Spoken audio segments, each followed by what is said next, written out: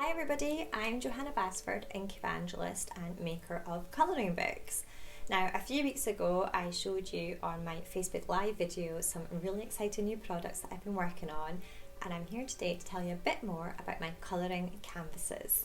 So there are two sizes, the square ones like this little owl that I've been working on, and also rectangular ones like this.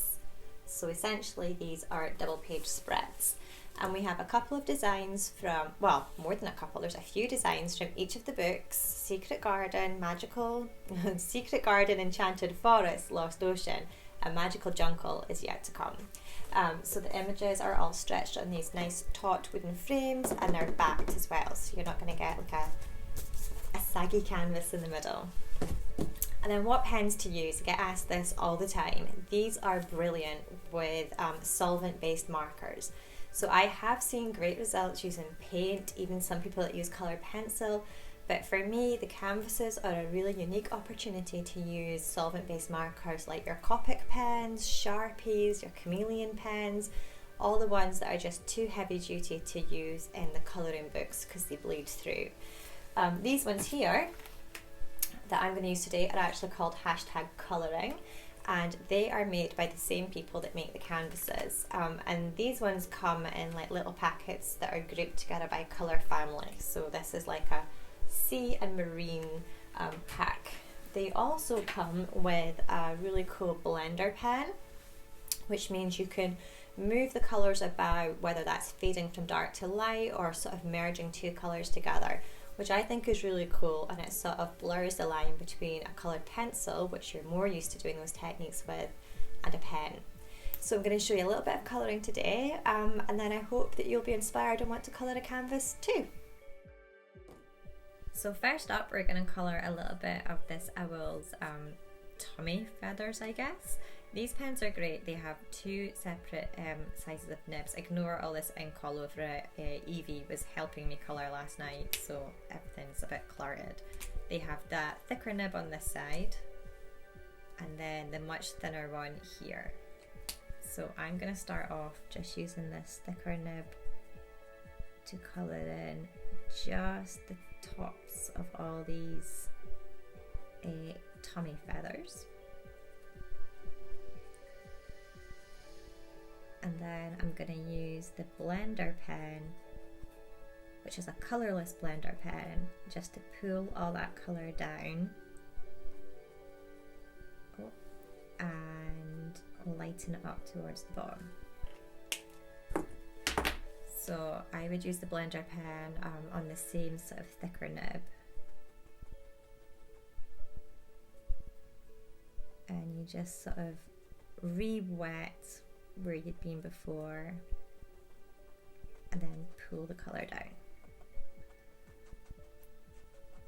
So go over the dark bit at the top, and then just go towards the bottom. And I think that makes a really nice almost 3D effect, so it looks darker at the top where the feathers would be overlapped.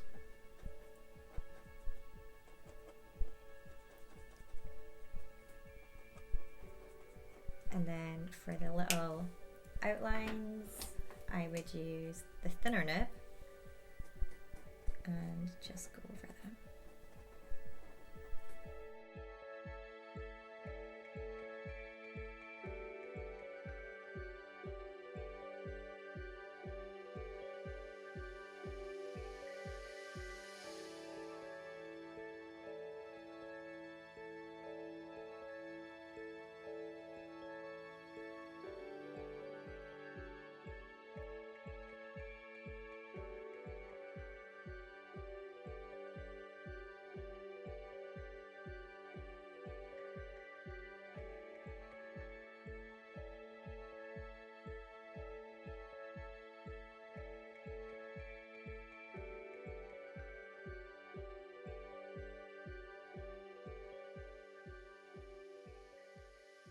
So for this bit where there's quite a lot of intricate details, I'm going to colour like a base coat layer, the whole section in this really light colour.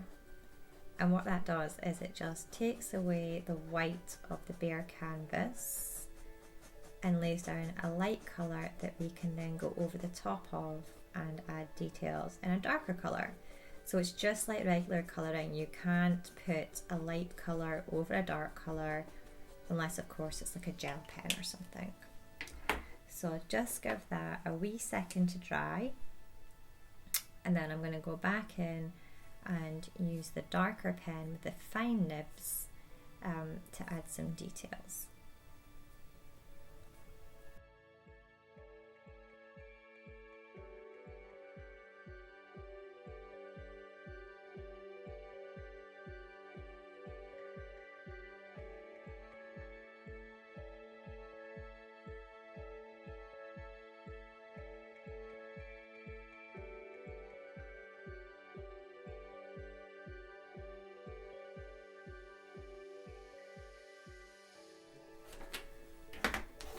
So now I'm going to colour a few of these little leaves down here, and I'm going to use my greens, and this creates quite a painterly effect, so just colouring there and a little bit here, and maybe a green up here and a bit here. And maybe a yellow bit in the middle. Now get your blender pen, and because we've been using this to do the oranges of the owl, I'm just going to give it a little bit of a wipe on a blank sheet of paper just to get all that colour that I've sucked up before, otherwise it's going to taint what I'm about to do. So if we'd gone straight from the owl to this would definitely come out like a funny brown colour, because the brown would still be on the nib of the blender pen. And with this one, we'll just muddle the green into the yellow.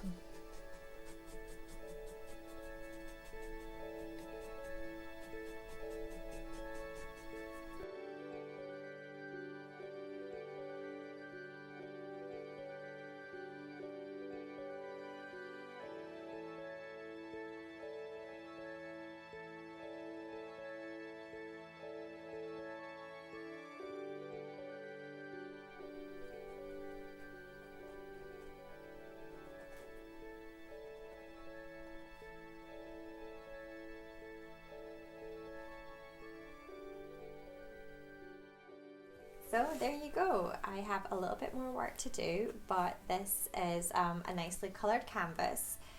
So that's how I would use the different coloured pens. Then once you're completely finished, you need to get a UV spray, a UV fixative spray. You get these from art shops and craft stores and online places. Take your canvas outside and give it a light misting of that fixative spray. What this does is if you've used the pens, it just seals in the colour and it'll prevent it from fading. You don't need to worry so much if you've used pencils or paint. And then of course, once it's all finished, because it's nicely framed on the stretcher, you can just pop a nail on the wall and hang it up. It's a really great way to make some artwork for your home. I can't wait to see all your finished coloured canvases. I've added a section called products to the colouring gallery, so now you can upload your canvases and share those images. And if you want to see more about the canvases, find out where to buy them, your nearest stockists and suppliers, hop onto my website and look at the products page, and there's a little section all about colouring canvases. So thanks very much for watching, have fun and happy colouring!